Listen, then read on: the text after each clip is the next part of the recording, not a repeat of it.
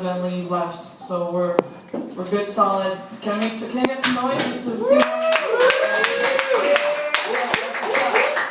That's great. I don't do any more hand jobs. Ladies, do you? I feel like I'm old. Like, no. Because it's no fun for me, you know what I mean? If we're already half naked, we're fucking. At least something. If you don't want to do anything, we're just gonna fuck. I initiate sex a lot, and then I hear the men want sex more than women. That's bullshit. Ladies? Right? Is it just maybe I'm an info, and I don't know. I love sex morning, and if I'm not working in the afternoon, but I'm usually working, but at least 3 times a day. But if your boyfriend is really old, then forget about it. All right. We're really halfway down. We have 10 more people, so stick around. Don't be bad people.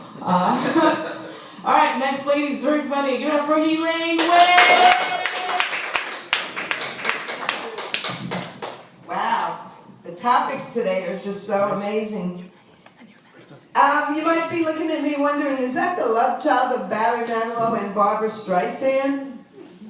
It's not, but some of you don't know me. And I'll tell you a little about myself. I was married to this 300-pound Chinese comedian, and I was a 100-pound Jewish comedian, and we had 3 New Years, so it was good because, I'll tell you why it was good and why it wasn't. So when the American New Year came, it was great. We had fireworks and everything. Then the Chinese New Year comes in February, and you have the fireworks and the fish heads and everything, and then you wait, and then comes the Jewish New Year. And you only have the fireworks if you eat my Aunt Esther's Lakshan Kugel. Or apple kugel. If you don't know what kugel is, Ricky and I will tell you later, and Jake, but he left. So anyway, the good news is Thanksgiving and Hanukkah came out together, and I'll tell you why it's good news. My mother-in-law, if I still had her, would have only had to come over once for dinner instead of twice. But it's good that we never had any children, because you would have been a cheap son of a bitch that drove terribly.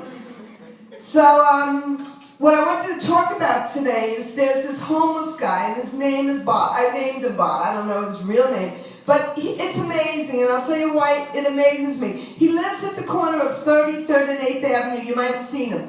Okay, so I just want to tell you the story about this that makes me I'm so amazed, okay? I have to watch everything I eat. I have 15 doctors, counting the cat's doctor. I have 14 of my own doctors. I really, really do. If you count, I do. I won't go into it now. I have 14 doctors. I take 6 pills a day. And I'm fine, but I have some things, okay? Bob lives on the friggin' street. He could live out in the cold. He could eat from Penn Station from the garbage can. Like I said, I have to watch everything and take these pills. And Bob isn't afraid to talk to people. Now, you comedians, what do we pay for these classes to be able to have the courage to stand up in front of people, like $399 with a $50 coupon if you hurry? Bob goes into the subway and he says, "Hello, I am homeless. Can I please have some money?" So I thought long and hard, and you know what I decided? Bob's my life coach now. So some of you know I used to teach school in a tough school, but now I don't have to work because I'm retired. But my school was really tough. I paid my dues. My students were so tough. Here were the school colors: black and blue, and dried blood red. And the kids were rude. They're picking their teeth. That wouldn't be so bad, but it was with my car antenna. You heard of carving your sweetheart's name in the desk? They carved their sweetheart's name in their sweetheart.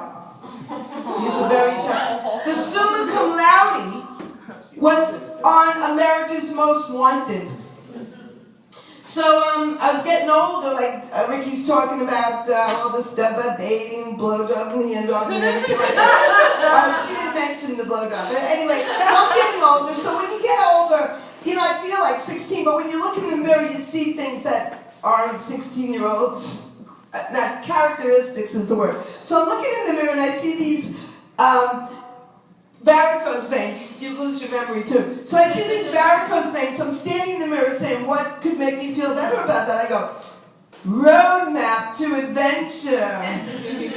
And then I have jokes like, this one will take you to the route to the Sterling Forest. Yep, you yourself. Like, you know, you see these like crow's feet? I got a hen house going on. So comedy just that easy. So I wanted to tell you another funny story about the train. It's not even funny, it's something that gets me mad. I don't know about you, but I take the train to come to these shows, and they have these announcements that aren't the conductor. Like it used to say, dirty, dirty, dirty, get out. You, the big belly, shut the fucking door. Now they got these announcers, it's a recording. So she says, 42nd Street, Bryant Park. It's not Bryant Park, it's Bryant Park. You paid all this taxpayers' money for this person to say Bryant Park wrong. That doesn't bother you. How about this? On the R train, Newton. That doesn't bother you. It's Newtown High School. Everybody's parents went there in Queens, and you're going to just have this woman say Newton. This doesn't bother you. Okay,